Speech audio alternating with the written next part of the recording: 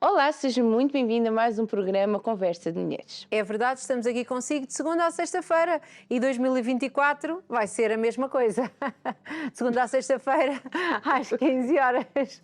É assim, tem que ser. E então, hoje vamos falar de um assunto sério. Estamos a rir, mas na realidade o assunto é sério, mas vamos tentar-lhe, como sempre, dar uma leveza. Hoje vamos falar de burnout, Cláudia. Sim, mas isto agora é a introdução. Mas já é um assunto sério. Claro que sim. Mas aqui é a parte da apresentação da nossa convidada, o tema e as redes sociais, Ruth. É verdade, ainda não disse que é a doutora Catarina Fortunato, que hoje vem aqui, que é médica especialista de medicina geral e familiar, que tem uma marca pessoal, uma clínica onde ajuda pessoas a prevenir. Na realidade, hoje vamos falar mais da prevenção, sabendo aqui um bocadinho o que é o burnout. Então agora as redes sociais, Facebook Conversa de Mulheres e o Instagram Conversa.mulheres.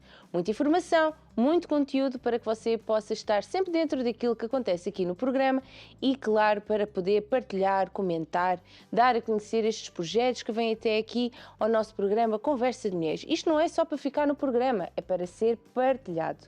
E através do YouTube, canal Curiacos TV, playlist Conversa de Mulheres, programas completos, acede aos programas completos, não perde nada e ainda tem a vantagem que pode partilhar os vídeos de várias formas, por link, várias aplicações e pronto, dá a conhecer o programa. Vamos sempre bater na mesma tecla, dar a conhecer o programa. Dar a conhecer. E neste caso de hoje, que é um assunto de saúde, não é? É um assunto que poderá estar a tocar a alguém ou poderá vir a ser uma questão para alguém, é muito importante que partilhe para que tudo aquilo que vamos falar sobre os sintomas, sobre a prevenção, sobre os primeiros sinais, para poder chegar mesmo mais longe, não é? Mais longe. Chegar a todas as pessoas. E então, vamos aqui passar agora um separador para então virmos receber a nossa convidada. Até já. Até já.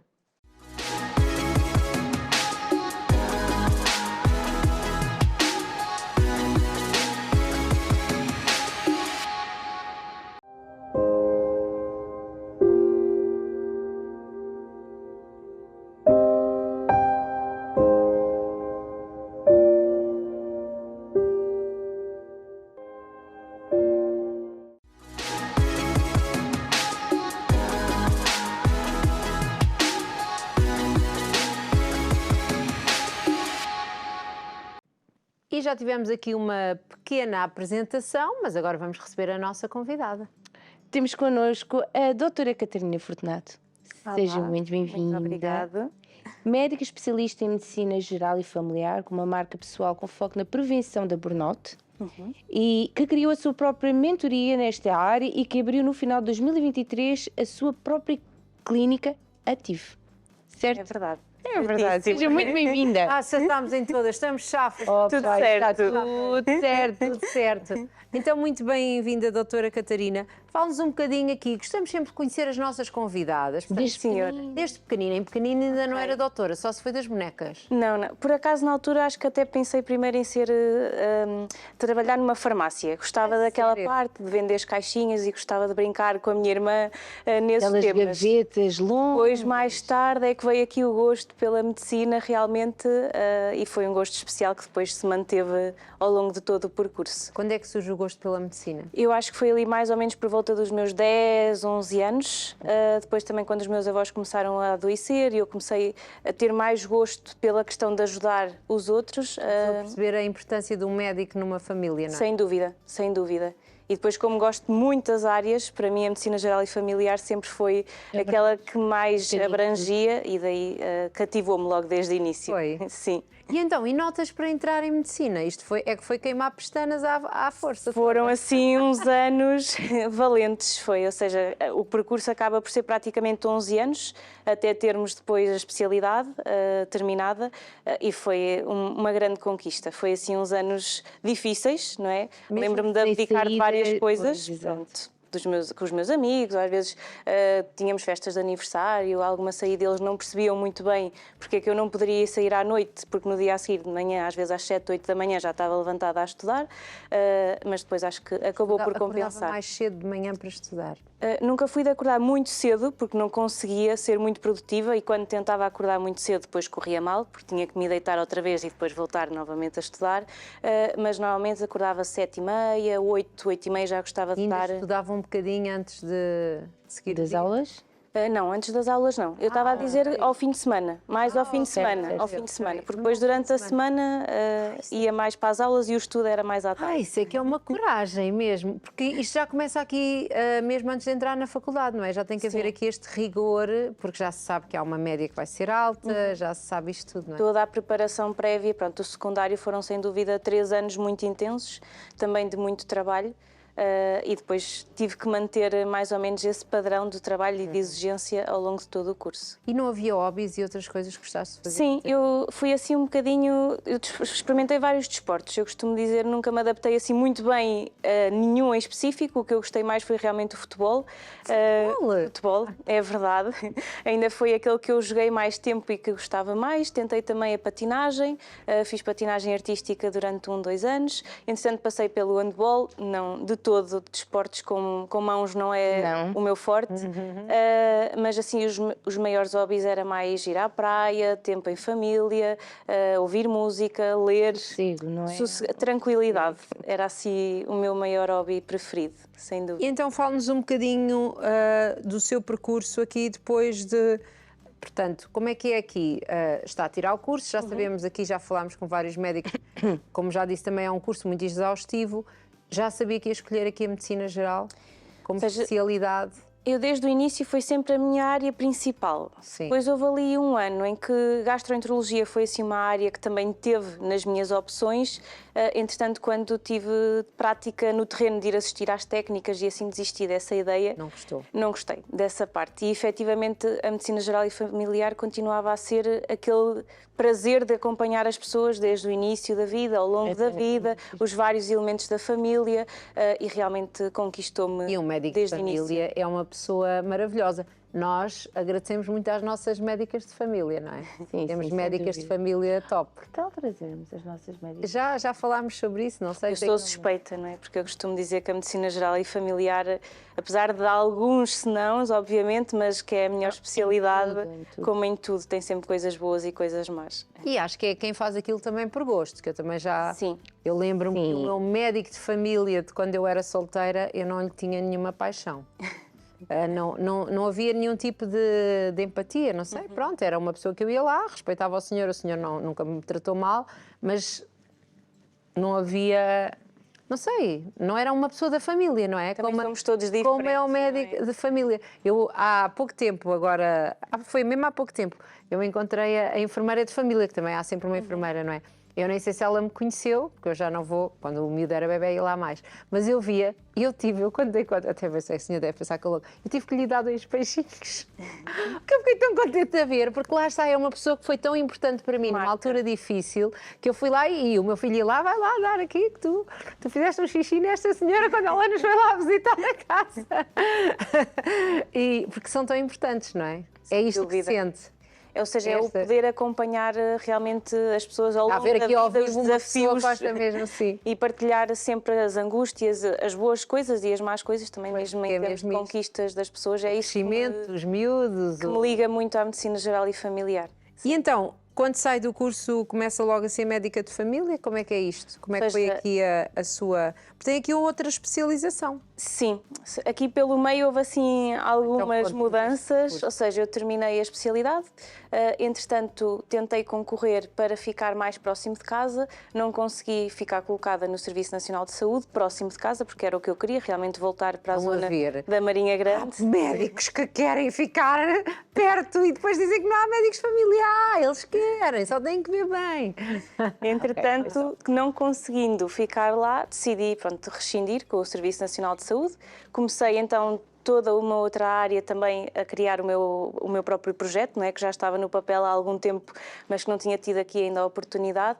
Entretanto, engravido, surge a oportunidade de voltar a concorrer para o Serviço Nacional de Saúde, mais próximo de casa, e foi o que eu fiz, voltei a concorrer, efetivamente fui colocada, depois tive aqui o meu Lourenço pelo meio, só que depois surge uma desilusão, ou seja, eu fui colocada no sítio onde eu queria, com a equipa espetacular que eu queria, mas que efetivamente eu não conseguia adaptar-me ao dia-a-dia, ao stress constante, à falta de tempo para ver os doentes em consulta, e então acabei por, ainda no final de 2023, rescindir novamente do Serviço Nacional de Saúde. Então agora sim estou só dedicada ao meu projeto e a outros projetos que entretanto foram surgindo. Então, há bocado estava-lhe a perguntar, porque temos aqui que tem uma dupla especialização de sexologia e terapia de casal e pós-graduação em geriatria clínica. Exatamente, ou seja, ao longo do internato da especialidade de Medicina Geral e Familiar foram áreas que eu fui sentindo que precisava ainda de aprofundar mais, principalmente nas consultas de planeamento, não é, que os médicos de família fazem. Havia aquele gosto e eu percebia que as pessoas, ou seja, principalmente as senhoras, ficavam muito espantadas. Como é que a doutora perguntava, olha, e como é que vai a sua vida sexual, como é que vai a sua relação, como é que vai em termos da sua relação com o seu companheiro, como é que as coisas têm corrido, e até parecia que eram assim apanhadas de surpresa, mesmo sendo aquela consulta para falar desses temas, e então comecei a perceber que havia toda uma área ainda para aprofundar mais conhecimentos para poder ajudar principalmente as senhoras, pronto, naquela consulta. Muito bem. E a parte da geriatria também? Depois teve a ver também com ter muitos idosos, ou seja, e eram muitas comorbilidades, múltiplos fatores ali para gerirem todas as consultas, e então achei que precisava também de aprofundar conhecimentos nessa área. É que eu costumo dizer, não conseguia ser só médica de uma coisa, gosto de olhar para a pessoa como um todo, sem dúvida. E foi aqui vendo estas áreas que são as áreas, porque cada vez há uma população mais envelhecida, portanto cada vez mais aqui esta parte geriátrica é muito importante nos centros de saúde e em todos os sítios, não é? Sem dúvida. Cada vez mais. Agora, em 2019 temos aqui uma situação que não ajuda muito. O que é que acontece em 2019? Em 2019 foi assim aquele ano que eu costumo dizer que foi a grande reviravolta na minha vida. Portanto, eu estava no segundo ano da especialidade e acabei por entrar num estado de burnout. Eu acho que já sentia que estava nele há algum tempo, só que nós médicos muitas vezes evitamos também permitir-nos sentir. Falámos sobre isso aqui. E evitamos falar sobre essas coisas e achamos que eu vou de férias e depois quando regressar está tudo bem. Não só os médicos, obviamente, mas entre nós é muito difícil, qualquer profissional de saúde também, assumir essa fragilidade perante outros colegas. Porque é suposto ser tipo um super-homem ou uma super-mulher, porque como sabe... Mas como sabe sobre as coisas, supostamente é suposto não sucumbir a elas. Precisamos de corresponder àquela expectativa, quer da sociedade, quer de todos os colegas com que trabalhamos. Ainda por cima foi o ano em que eu lembro-me que estava a chegar a esse estado e a chegar cada vez a um estado mais agravado e que veio a pandemia.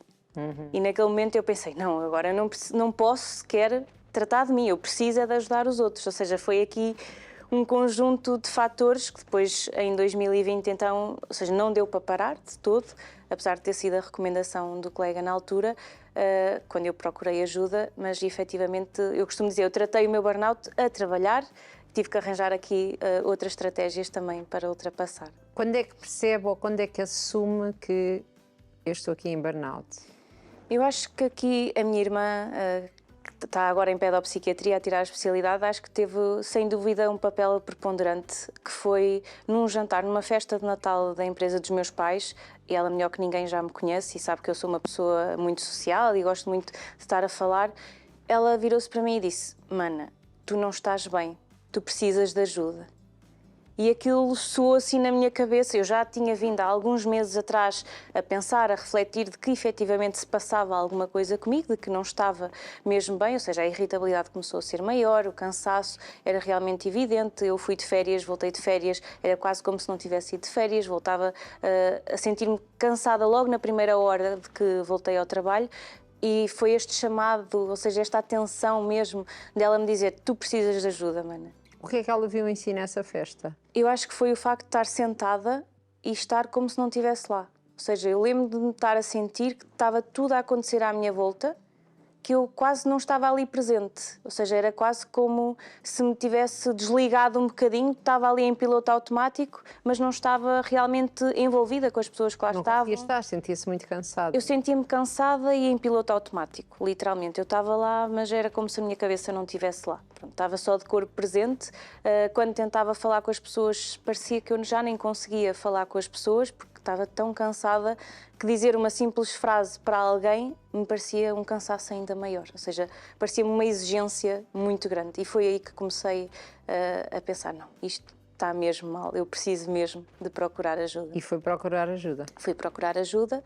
Na altura até foi a minha irmã que me marcou a consulta com um colega para me avaliar. Fiz medicação, entretanto fiz também psicoterapia, ou seja, juntei aqui assim várias estratégias para conseguir sair daquele fosso, como eu costumo dizer, onde não quero voltar, e daí a minha decisão de ter rescindido novamente, porque senti que poderia estar a caminhar a passos largos novamente Para o que já tinha para passado, aquilo que já tinha passado. Sim. E estava-nos a dizer que conseguiu ultrapassar não parando de trabalhar. Sim. Eu pensei mesmo que isso nunca seria possível, principalmente quando já estamos a falar de um burnout, de uma situação que já é um bocadinho limite e que já vamos daqui a bocado explicar o que é que isto é.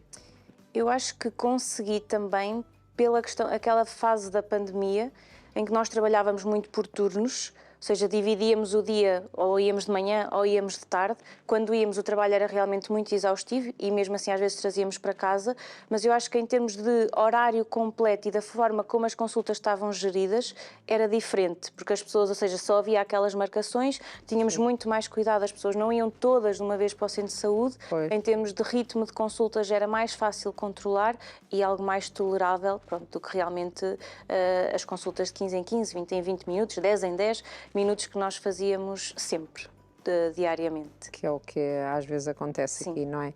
Então, o que é isto do burnout? Eu gosto de falar sempre dos 3 sinais de alarme, que são assim os principais, sendo que não têm que estar sempre presentes e não estão todos presentes, mas eu sinto que senti um bocadinho deles os 3. O primeiro, a parte da exaustão mental, mas não só mental. A exaustão mental é aquela sensação de que parece obesidade mental, como se nunca houvesse mais nada. Obesidade mental? Na nossa Essa nunca cabeça. tinha ouvido. Essa nunca tínhamos ouvido. É um termo que eu de vez em quando utilizo, porque eu acho que é o sentimento mesmo de parecer que o que está dentro da nossa cabeça é maior, não é? Que esta obesidade de estar a arrebentar mesmo pelas costuras, de parecer que não cabe mais nada. Não é aquela sensação de nevoeiro, de parece que não entendo bem, não. Isso já é Isso outra também, coisa. só que isso às vezes é muito também próximo da depressão, ou seja, Ok. e também não é fácil, é uma linha muito ténue entre casos Na de burnout, realidade, depressão, exato, ansiedade, isto é um stress, bocadinho às tudo. vezes, sim. Sim, sim. Ou seja, acaba por ser muito difícil distinguir, e há situações que me chegam em consulta, de uma pessoa que está, inicialmente começou por uma questão de burnout, mas como foi mantido, acabámos por avançar para uma questão de depressão. Também há o contrário, pessoas, por exemplo, estão mais deprimidas, E já que depois, têm sim. predisposição para não estar tão bem e depois, em contexto de trabalho, desenvolvem um estado de burnout. Pronto, está muito relacionado. Portanto, e o às vezes é burnout, difícil para quem não sabe o distinguir. inglês, é aqui um bocado o queimado, não é? Exatamente. Ter os fusíveis queimados. É aquilo que muitas vezes as pessoas dizem esgotamento. Esgotamento, Que é assim exatamente. a expressão mais usada, mas realmente, para além desta exaustão mental, há também uma exaustão, um cansaço físico, emocional, associado não só à parte mental. Como é que se define esse cansaço físico? Eu acho que as pessoas entendem, não é? A pessoa está cansada, acho que já descreveu um bocadinho, vai de férias, mas está cansada, dorme, mas está cansada, está sempre cansada, não é? Sim. Pronto. Como é que se define aqui um cansaço emocional? O que é isso? O cansaço emocional é mais as pessoas sentirem que não conseguem gerir bem as emoções. E depois também vem com a parte de qualquer pessoa que precisa, por exemplo, sente-se triste, mas depois não percebe muito bem o porquê que está triste.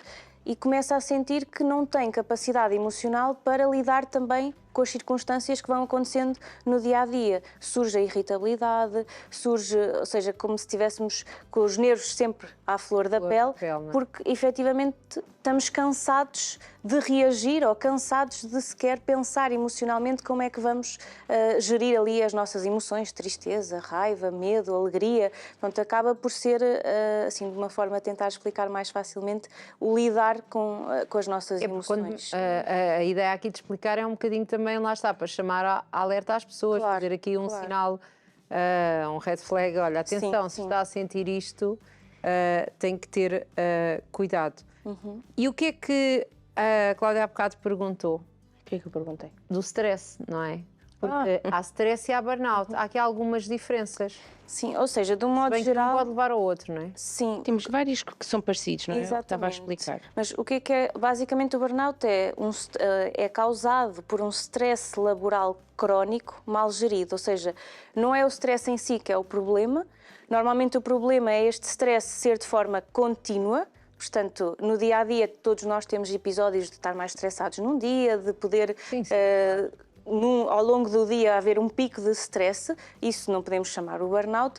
A questão é quando esse stress, neste caso causado pelo contexto laboral, o burnout normalmente está associado a contexto laboral, é o stress de forma crónica, mantido, contínuo ao longo do tempo, e isso é que depois faz com que as pessoas também sintam esta exaustão, este cansaço, e o mal gerido, que também vem na própria definição de burnout, tem a ver com as estratégias que todas nós utilizamos para gerir o stress. Se não tivermos as estratégias certas, e também relacionado com as nossas características individuais, podemos ter mais propensão para cair num estado desses, e por isso é que se comprova, não é, que nem todas as pessoas que são expostas ao mesmo nível de stress vão desenvolver burnout. Aliás, e ainda bem. Não é? Exato, há pessoas que têm uma grande capacidade, stress já sabemos que faz mal a tudo, não é? Sim. Mas há pessoas que têm uma grande capacidade de lidar com a pressão, não é?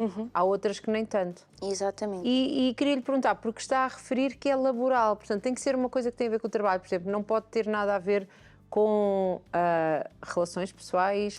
Ou seja, normalmente o burnout, este termo é utilizado mesmo em contexto laboral. Portanto, tem a ver com o trabalho, tem a ver com trabalho excessivo, Exatamente. ou lá está, Ou seja, ou com o não problema, saber a lidar. causa em si, habitualmente está no trabalho. Depois há também o burnout parental. Depois há o era isso burnout, que eu ia perguntar.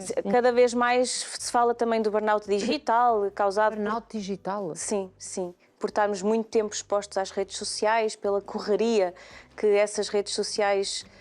Fica cansada? Sim, sim. Ou seja, o termo burnout digital é uma coisa que tem sido cada vez mais falada também. Olha, nunca tinha ouvido tal coisa. Não Uma é sugestão para depois... É cansada ou é estressada? O burnout digital, ou seja, em termos de sintomas, é exatamente igual em termos de sintomas pelo burnout, só que a origem é que é diferente. O burnout digital tem a ver com a questão de muita exposição a redes sociais, a computadores, pronto. A origem do trabalho em si, porque a palavra burnout normalmente usa-se mesmo para contexto laboral, pronto. A mesma coisa que o burnout parental, pronto, não é a minha área, realmente eu trabalho mais o burnout organizacional, mas há também colegas que trabalham o burnout parental, relacionado com a exaustão, mesmo em termos de família e, neste caso, do papel de mãe e de pai. Portanto, dessa já não exigência. estar aqui a conseguir gerir os filhos. Portanto, esse digital que está a falar, na realidade, vai ter os mesmos sintomas, Sim. mas a causa é que é diferente. Então, acho que já temos aqui causas comuns de burnout, ou seja, o que é que são as causas? Ok, na parte laboral, é dessa que vamos falar hoje, então. O que é que são as causas mais comuns que levam as pessoas a sentirem-se em burnout, estressadas, não saberem lidar? Normalmente o mais comum é haver um desequilíbrio entre a carga de trabalho, as exigências que são incutidas àquela pessoa, que são colocadas, e depois também as ferramentas e as competências que a própria pessoa sente que tem ou não para desenvolver as tarefas que lhe são colocadas. E há também uma causa muito comum de burnout que muitas vezes não é falada, que é a falta de reconhecimento.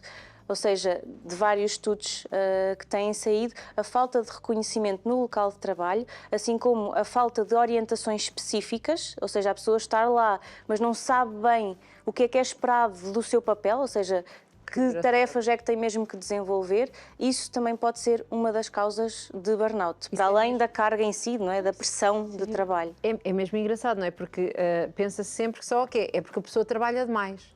Mas não só. Não é a única causa. Isso é muito complexo. É o mundo, é todo o mundo. E na realidade, aquilo que estava a falar tem sempre a ver com a maneira como a pessoa lida com as coisas. Sim, tem sempre a ver, ou seja, daí é que nós conseguimos explicar que várias pessoas diferentes expostas ao mesmo nível de stress ou ao mesmo estímulo, digamos, não vão todas reagir da mesma maneira, não vão todas responder em termos de comportamento da mesma maneira e acaba por ter diferentes estratégias também para lidar com o stress. E então, como é que se lida com o burnout? O que é que há aqui a fazer? Porque é isto que tem feito, não é? Não é tirar férias, não é? Já vimos isso. Eu até há pouco tempo fiz um post nas redes sociais que é o burnout não tira férias, porque temos aquela ideia que vamos de férias e que o burnout desaparece. Mas lá está, a pessoa sente-se cansada. Só que, efetivamente, quando regressamos ao nosso local de trabalho, se for uma situação de burnout, tudo o que estava a causar aquela situação não vai desaparecer durante um período de férias e vamos voltar novamente a ter um estado de burnout. Eu acho que o principal mesmo, e daí o lema que eu uso muito, prevenir para não atingir, é mesmo a prevenção do burnout, porque depois, quando chegamos já a um estado de burnout, temos que tratar e atuar e abordar de outra maneira. Como é que é tratado o burnout? Habitualmente também depende aqui dos sintomas que possam vir a acompanhar, como falámos, se é mais uma componente mais da parte da ansiedade, se já há ali alguma componente também de depressão. Muitas vezes o que fazemos é começar a tratar, digamos, esses sintomas psicológicos da pessoa também e todo o bem-estar global da pessoa e depois então dar-lhe as ferramentas para tentar evitar que não volte a acontecer. Aprender a gerir melhor o tempo, aprender a gerir melhor os picos de stress, o planeamento, a preparação prévia, o ter momentos de autocuidado no seu dia-a-dia, e eu costumo dizer é o obrigar-se mesmo a isso. Obrigar-se a fazer isso. Sim, sim. Ou seja, há várias estratégias em termos de prevenção, que normalmente eu gosto de, na minha mentoria também incluí assim em três grupos. Como Mas estávamos a falar de como tratar, é as mesmas coisas para prevenir?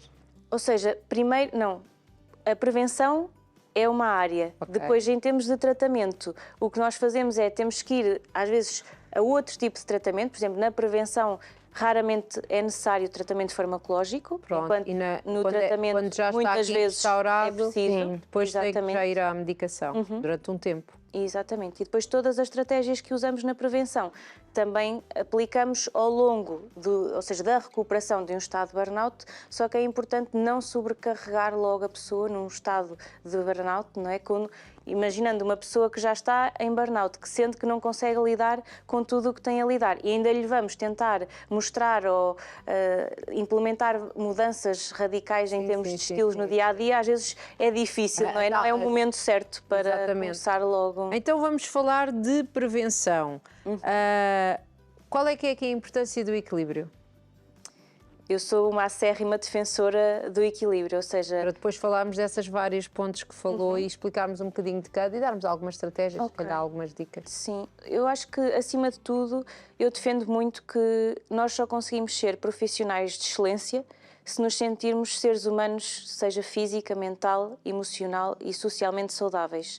Ou seja, nestas áreas todas que eu abordei agora, há estratégias de prevenção, ou seja, na parte física, a questão da atividade física, ou de podermos ter momentos de autocuidado, seja de relaxamento, seja de meditação, uma massagem, há quem goste de ir ao cabeleireiro, poder incluir isso também, depois aqui a parte física ligada também à autoestima. Olha, afinal agora não precisamos fazer exercício, vamos ao cabeleireiro.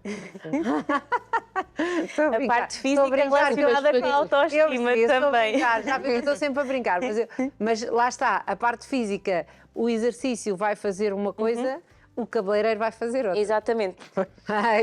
Pois o cabeleireiro é o corpo, outro trabalho é o cabelo. O cabeleireiro não faz o que o exercício físico faz. Mas mesmo em termos do nosso corpo, não é? Não é só o facto da pessoa se sentir mais bonita por ter uma roupa nova, por ter um penteado novo, porque se sente bem, e que isso é importante, não substitui, uma coisa não substitui a outra, as duas são importantes. Exatamente. Muito bem. E depois a parte, ou seja, da parte mental, da gestão do stress no dia-a-dia, uma coisa que eu implemento muito são as pausas estratégicas. Ou seja, quando eu... Explique-nos isso, o que é que são isso das pausas estratégicas? Ou seja, é quando nós sentimos num dia corrido, no dia-a-dia, no meu caso, por exemplo, um dia de consultas, não é? No centro de saúde, dia-a-dia, eu permitir, mesmo sabendo que tenho 3, 4 doentes lá fora à espera, eu permitir-me fazer uma pausa estratégica de 1 minuto, em que... 1 minuto? 1 minuto, em que às vezes eu ponho mesmo o cronómetro, para não me atrasar ainda mais, mas ter a situação de estar ali em atenção plena, respirar fundo. 1 minuto? Mas 1 minuto funciona pouco. 1 minuto funciona e faz toda a Explique diferença. nessa, porque eu gostei dessa. Qual é o exercício de respiração que Exatamente. faz? Eu ainda outro dia houve aqui e eu nem almocei, nem tive tempo para almoçar. Quando dei conta já era 1 da manhã e estava-me a deitar.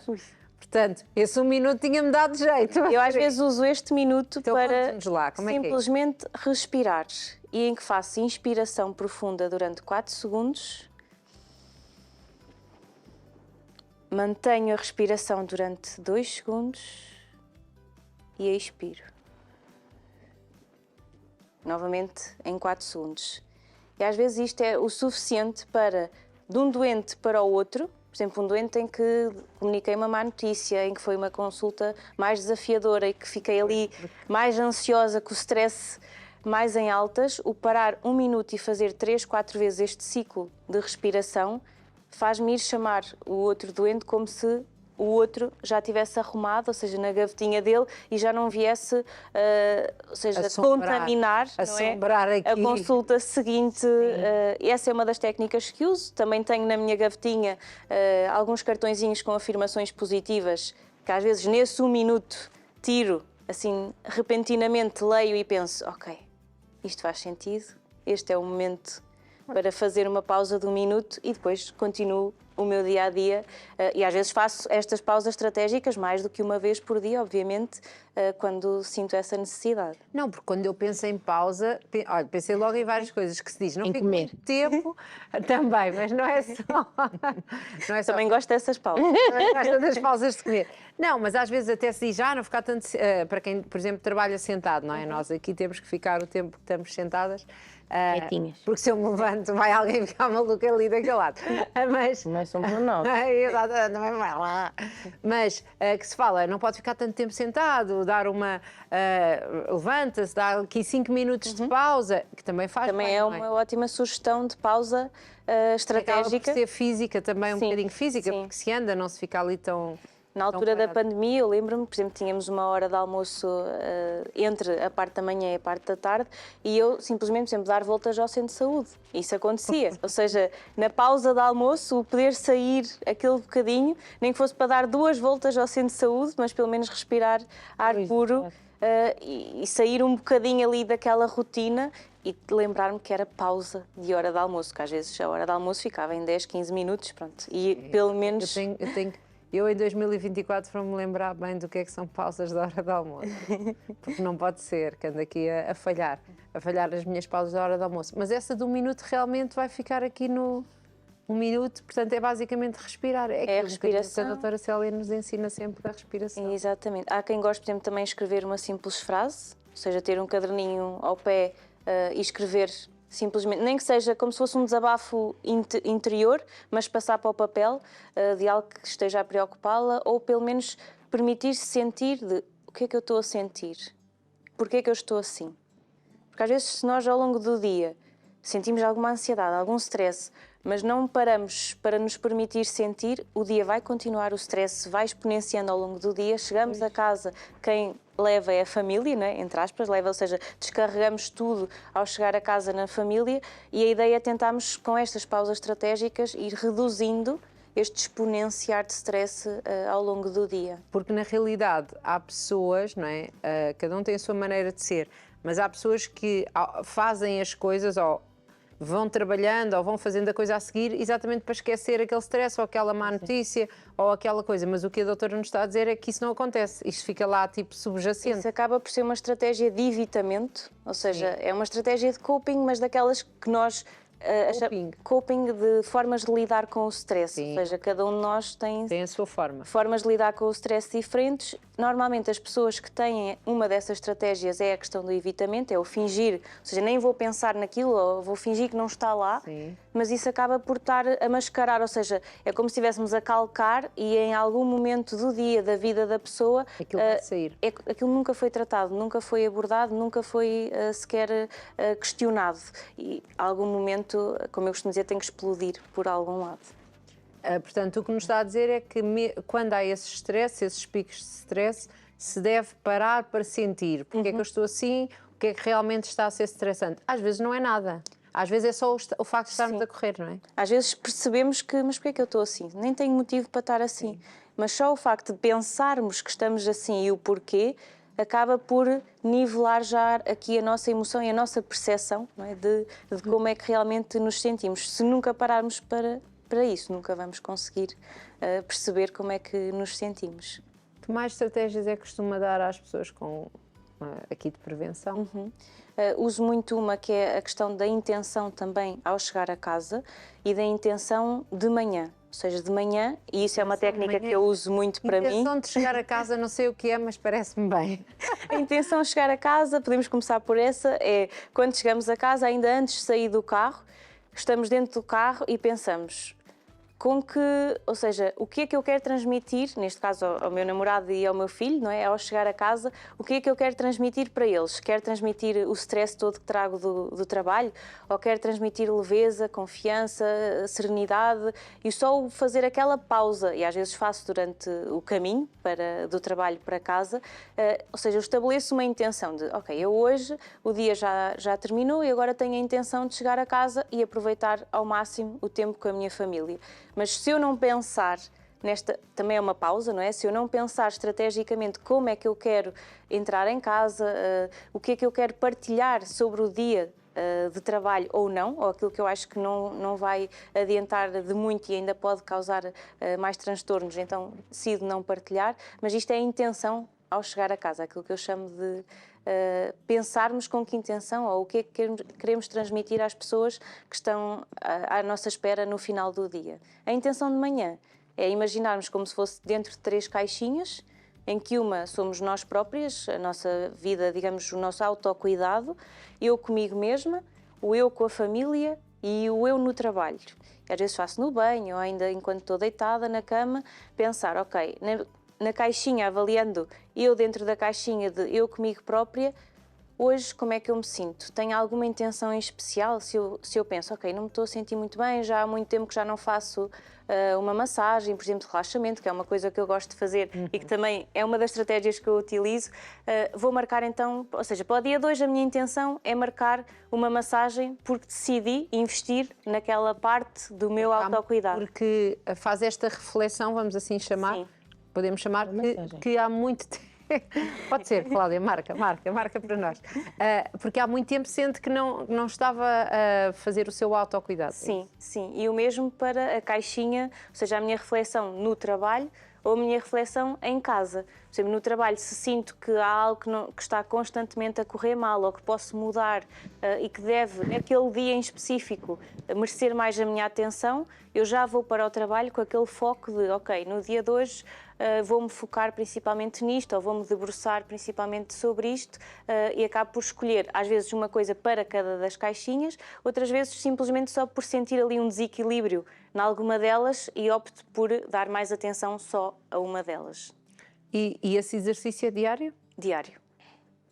Há dias que me esqueço e às vezes estou dentro do banho e rapidamente penso, ok, hoje o que é que eu estou aqui a sentir que se calhar preciso de apostar mais? E pode surgir só a ideia de, ok, já não faço um fim de semana em família há muito tempo, então hoje, à noite, quando chegar a casa do dia de trabalho, o que vou combinar é programar um fim de semana. Ok. Que engraçado. Que engraçado. É controlar. E de que maneira é que isto ajuda a promover o tal equilíbrio que nós estávamos há pouco a falar, que é tão importante, não é? Eu acho que o principal do equilíbrio é nós sentirmos que estamos bem, lá está, nestas 3 áreas da nossa vida e também muito na parte da produtividade, ou seja, sentirmos que somos eficazes no trabalho que fazemos, mas que isso não compromete nem a nossa saúde, não é? Nem a parte pessoal restante da família, dos amigos. Portanto, tentarmos ter aqui este equilíbrio. A vida não é só trabalho, não é? A vida É aí que é o difícil, não é? é muito difícil. É muito trabalho, mas há a exigência, cada responsabilidade. É muito difícil nós conseguirmos, eu às vezes digo mesmo, é uma obrigação, é quase como se nos tivéssemos que obrigar a fazer essa distinção entre por exemplo, eu, Catarina, não sou só médica. Apesar de muitas vezes cada um de nós, não é, quando se apresenta, o que nos vem logo à cabeça é: o meu nome é Catarina, sou médica. Sim, é quase como se fosse uma parte de nós, 100% da nossa entidade ou uma grande parte da nossa entidade. E muitas vezes é sermos um bocadinho egoístas, no sentido em que também temos que pensar em nós e também temos que pensar em tudo o que nós somos, não é? Todos os papéis que nós somos, para além de profissionais, e começar aqui a tentar também fazer alguma seleção em termos de, muitas vezes também uso a estratégia de começar a dizer alguns não, né? Porque efetivamente no trabalho nós vamos abarcando tudo, vamos aceitando tudo e há momentos da vida em que temos que decidir, não, agora esta parte, nesta fase não dá. Não consigo, não é? É verdade. E é fácil, é uma das coisas que as pessoas têm que aprender, é aqui a dizer não. É fácil ensinar a dizer isso. Não é fácil, mas é possível.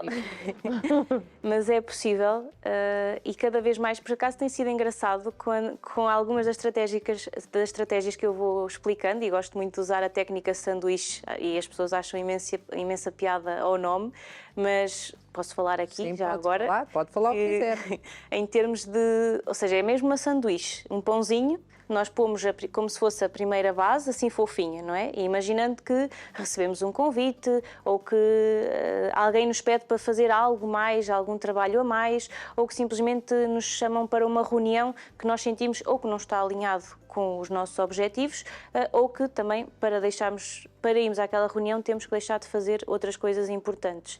Nós podemos pôr sempre o pãozinho fofinho, que é agradecer o convite, primeiramente. É como se estivéssemos a preparar o estômago da pessoa que vai receber a nossa resposta. O embate. Para não ser tão forte o embate. Exatamente. E depois então o conteúdo da nossa sanduíche, e aí nós dizemos ou que sim, aceitamos o convite, ou que não. Pronto, aí decidimos o conteúdo da resposta e depois fica sempre bem aconchegar de novo. Sim. E o aconchegar de novo muitas vezes é dizer, olha, agora não dá, mas num próximo mês conseguirei, ou numa próxima oportunidade, ou seja, aí chamamos a sanduíche a parte de cima, o pãozinho da parte de cima. As pessoas que lhes chegam, muitas têm esta dificuldade de dizer que não e de encontrar um equilíbrio? Muitas têm. E muitas, ou seja, apesar de eu trabalhar muito a prevenção, muitas das pessoas que me chegam já estão efetivamente num estado de burnout, e a minha luta tem sido diária no sentido de apostar mais na prevenção realmente do que, ou seja, as pessoas perceberem antes de chegar já a um estado de burnout em si. Construiu uma mentoria própria, nós até temos aqui algumas fotos de vários serviços que tem. Quer-nos falar sobre esses serviços, essa mentoria, o que é que consiste, como é que isto funciona? Ou seja, a mentoria que eu criei tem mesmo a ver com a mentoria de equilíbrio nas várias áreas da vida, não só prevenção de burnout, eu chamo-lhe prevenção de burnout porque é a área também que eu trabalho muito, de prevenir para não atingir, é mesmo esse o nome da mentoria, mas efetivamente qualquer pessoa que queira equilibrar as várias áreas da vida, tanto a parte do trabalho, ou seja, sentir-se uma pessoa produtiva, conseguir estabelecer objetivos, cumprir esses objetivos, ser uma pessoa organizada, aprender a gerir melhor o tempo, aprender a gerir melhor o stress, conseguir lidar mais com essa questão dos picos de ansiedade que possam ir surgindo ao longo do dia e depois também toda a outra parte de introduzir uma rotina matinal, uma rotina de sono, e aí trabalhamos muito com, ou seja, o acalmar o ambiente externo, o reduzir o ruído externo e depois também o reduzir o ruído interno, que muitas vezes também é o que nos está a impedir. Faz mais barulho. Exatamente. E só também depois de trabalharmos a parte do ruído interno e do ruído externo é que muitas vezes conseguimos ir trabalhar a parte do planeamento, do método de trabalho, por assim dizendo. Outras vezes faço também a jovens, pronto, na parte da universidade, estarmos a falar aqui nas exigências. Sim. Porque hoje em dia o burnout não é só para CEOs ou executivos ou pessoas que têm aqui grandes empresas. Não, hoje vemos esse burnout até às vezes em adolescentes. E os estudantes, ou seja, os estudantes, o trabalho deles é estudar, portanto há burnout em estudantes. Uma coisa que fala aqui na sua mentoria é que é um percurso de transformação em que lá está, como disse, a criar este equilíbrio, mas sem entrar em piloto automático e deixar de sentir a pessoa. Que já foi uma coisa que falou, que era o que não sentia. Sim. O que é isto de entrar em piloto automático e deixar de se sentir? Ou seja, o entrarmos em piloto automático tem a ver com o sentirmos que algo, parece que o nosso corpo e a nossa mente e respondemos de forma autónoma, automática. Parece que não somos nós que estamos ali. Ou às vezes acontece, e aconteceu comigo, eu que sou uma pessoa que gosto muito de ser empática, acho que realmente a relação médico-doente é fundamental para conseguirmos ter aqui uma confiança, e eu sentia que o doente estava a falar comigo e eu parecia que não estava a ouvir o doente. Eu sentia quase como se estivesse mesmo em piloto automático, e às vezes dava por mim a pensar: Catarina, tu estás aqui, o senhor ou a senhora está a queixar-se e onde é que já vai a tua cabeça? Não é? Ou seja, e o sentir que muitas vezes eu própria não dava respostas ou que não criava essa empatia que era minha, que fazia desde sempre, porque não estava ali. Ou seja, eu sentia que estava em piloto automático e que não era eu própria que estava ali. No fundo, esse piloto automático é a pessoa estar num sítio, mas não está lá realmente aquilo que dizia, a atenção plena daquilo. Sim, pode ser isso, ou pode ser também a pessoa estar a fazer coisas consecutivamente sem se aperceber ao certo do que está a fazer. Então, como é que funciona esta mentoria? Como é que as pessoas podem aceder? Como é que é a duração? Como é que isto funciona? Depende muito. Normalmente eu faço sempre uma primeira consulta de avaliação e depois, de pessoa para pessoa, nós fazemos um planeamento de um programa, que pode ir desde 3 a 6 meses, há casos às vezes de 9 meses, depois dependendo do que a pessoa quer abordar e da minha avaliação, o que eu acho que é importante para aquela pessoa abordar. A mentoria completa em si tem 6 a 9 meses, está preparada para um planeamento de 6 a 9 meses, mas há pessoas que chegam até mim e me dizem: eu só quero trabalhar organização e gestão de tempo. E então aí eu, ou seja, adequo o programa e abordamos só aquele tema em específico. Pois às vezes acabamos por abordar todos os outros, não é? Obviamente, mas ajuste sempre após uma primeira consulta de avaliação. E isto é feito online, é feito presencialmente? Eu faço as duas coisas, ou seja, comecei com o online e só realmente no final de 2023 é que abri o meu próprio espaço que físico, já vamos falar. Mas faço online principalmente. Ainda antes de falarmos da sua clínica, temos aqui também workshops. Vimos consultas, vimos ali uma foto que tinha consultas. Sim, não é? Pronto. sim. Tinha a mentoria e tinha workshops. Eu gosto muito da formação.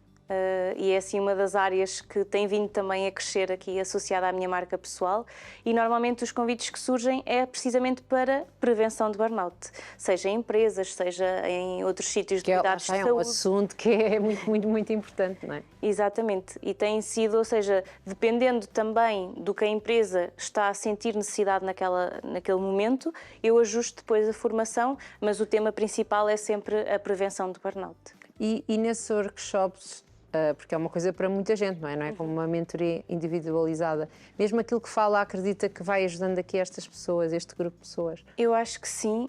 Às vezes, ou seja, grupos muito grandes nós sentimos que é mais difícil chegar a cada pessoa, mas quando estou a falar nestes workshops, normalmente 15, 20 pessoas, pronto, quando é uma plateia maior é mais difícil, mas também há muita partilha e há muito a possibilidade da pessoa tirar dúvidas, de expor a sua situação, e depois a partir dali às vezes surgem situações de acompanhamento individual que a pessoa só naquele momento se apercebeu que estava efetivamente a precisar de ajuda, e há coisas que obviamente não são para ser faladas assim à frente de toda a gente, e em termos de empresas também é muito complicado e nós sabemos, e a pessoa acaba por se reservar. É mesmo o colega que nós não queremos que saiba tudo sobre a nossa vida, não é? A pessoa acaba por o cabeleireiro pode saber, mas o colega não é? Exatamente. Mas não deveria ser assim, não é? Porque pois eu sei, mas deveria haver abertura para isso. E então, estávamos a falar aqui que em outubro de 2023 abriu então a sua própria clínica. Como é que surge esta oportunidade e o que é que tem a clínica? Fala-nos um bocadinho. Ou seja, o espaço da clínica já foi pensado mais ou menos há 3 anos, só que só saiu do papel realmente agora, no final de 2023, porque achei que... A gestão de tempo, não é? Para não fazer entrar em burnout. Não podia ser muita coisa, fácil. depois fui mãe aqui pelo meio, portanto o meu Lourenço ainda é bebê, não é?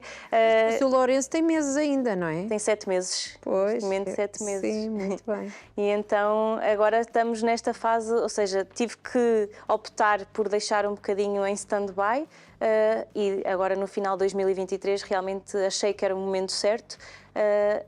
Tenho uma equipa de vários colegas de várias especialidades comigo, Quais são as desde valências que tem a clínica? psiquiatria, pedopsiquiatria, neurologia, hematologia, cardiologia, medicina interna, ortopedia, reumatologia. Espero não me estar a esquecer assim de Pronto, nenhuma. sim, claro. E depois também temos a parte da terapia da fala, terapia de casal, psicologia, nutrição, fisioterapia, tanto pélvica como pediátrica, e acupuntura. Portanto, é assim uma área. Portanto, é mesmo uma clínica zorra já. A ideia da clínica é ser para toda a família. É quase um hospital, sim. Não, o espaço em si é pequenino. Sim, Temos finado, vários horários. 4 gabinetes, pronto, mas a ideia é uma equipa, já somos cerca de 19, 20 colegas, e ser uma clínica para toda a família, portanto, todas as idades. Porquê é que surge esta vontade de ter a clínica? Porque eu tinha a vontade de fazer diferente, tinha a vontade de a pessoa poder ir a uma consulta e ter tempo para si, ter um espaço onde se sinta bem, e isso foi a minha principal motivação. Não haja despertador a dizer que já passou não sei quantos minutos. Sim, se eu quisesse estar 1 hora com o doente, poder estar 1 hora e meia, isso foi, sem dúvida, assim, o principal impulso para criar o meu próprio espaço, e depois porque gosto muito de trabalhar a equipa e acho fundamental e importante a pessoa poder ir a um sítio e ser tratada, digamos, em várias áreas da sua saúde, de forma global e holística, e queria mesmo construir algo assim. Então, onde é que fica esta clínica? Nós estamos localizados na Marinha Grande, em Leiria. Para já é onde estamos. Tenho assim alguns projetos em mente, mas foi aí... Para já. Foi aí que começámos, exatamente. E como é que as pessoas podem dirigir à clínica? Através das nossas redes sociais, temos o Instagram, temos a página do Facebook, ou temos também o nosso contacto telefónico, que é assim o mais fácil para qualquer dúvida, qualquer esclarecimento. Portanto, funciona normalmente, é marcar uma consulta, saber quando é que há o... Ou seja, não temos serviço de urgência, ou seja, funcionamos só mesmo com atendimento e marcação, mas o único dia que estamos encerrados é ao domingo e à quarta-feira de manhã, depois os outros restantes dias estamos em funcionamento, incluindo ao sábado de manhã. Pronto, portanto, dá aqui muito para a pessoa... Tem muitos horários. Exatamente, para a pessoa poder ir lá. Então, o que é que nós precisamos falar? Porque estamos quase aqui a terminar. O que é que tem que ficar aqui sobre o burnout? Deixarmos aqui uma frase, ou 2, ou 3, ou 5? Certo. Escrita lá no papelinho na pausa. O principal é nós pensarmos efetivamente naquela frase que eu disse, ou seja, se queremos muito ser profissionais de excelência, se queremos muito ser produtivos, fazer o nosso trabalho da melhor forma possível e ajudar também os outros, nós temos que parar 2 em 1, ou seja, temos que parar para cuidar de nós próprios e temos que também parar para avaliar como é que estamos a cuidar dos outros e se há alguma forma de cuidar ainda melhor dos outros. E depois aí vem toda a outra parte, todas as áreas da nossa vida que nós nunca podemos descurar, que nós não somos a nossa profissão, nós somos muito mais além do que a nossa profissão e sem dúvida que cuidar de nós deve ser uma prioridade. É verdade. E tudo muito bem dito. E, olha, devia ser agora, ainda falta ali um minutinho, mas... Era só mais uma massagem. Era só mais uma massagem, exato, e fazer uma massagem. Já marquei a minha para a semana. Já marcou, porque realmente faz falta. Estamos a falhar. Foi um gosto conhecê-la, doutora Catarina. Obrigada, muito obrigada. Muito obrigada. Já sabemos que há mais projetos, não é? Ainda não, mas pronto, portanto 2024 vai ser aqui um ano de sucesso aqui para a clínica e para tudo. E pronto, olha, desejamos tudo bom para a família. Obrigada. Muito obrigada, Catarina. Obrigada pela Muito oportunidade e espero ter acrescentado alguma coisa. Acrescentou bastante. Por acaso, eu acho que burnout foi um assunto que eu acho que nós já mencionámos, mas Não fazer um foi, é programa verdade. sobre, Sim, não. sobre burnout, não me lembro de termos. É uma área muito extensa, isto dava para muitos programas, mas falámos acho que no mais Não importante. está assim tão longe, quando quiser, quando, lá na um sua gestão de saltinho. tempo, Sim, senhora. falamos mais um bocadinho, está bem? Certíssimo. Doutora Catarina? Muito obrigada. Obrigada. E nós, pronto, temos que gerir o nosso tempo e a verdade é que o nosso tempo está quase a terminar. E temos que dizer que não. Não vamos continuar, temos de parar. Exatamente. E voltamos no próximo São programa. 45 segundos que estão aqui a chamar por nós. Então ficou aqui com um tema bastante importante. Toma atenção às causas, toma atenção aos sintomas. Se está aqui com estes sintomas que nós falámos, se não sabe, pode agora voltar para trás e ver. Toma atenção a isso. Em si e nos outros, aqui a nossa convidada foi alertada por uma rica irmã, não é? Pare, pense, peça ajuda e realmente ouça este conselho que não vale a pena ser um bom profissional se não estamos a ser aqui nós mesmos uma boa pessoa. Lá está, há Estamos bem. coisas que não são resolvidas com as férias, portanto Exatamente. esteja atento e procure ajuda. Até ao próximo Um programa. beijinho.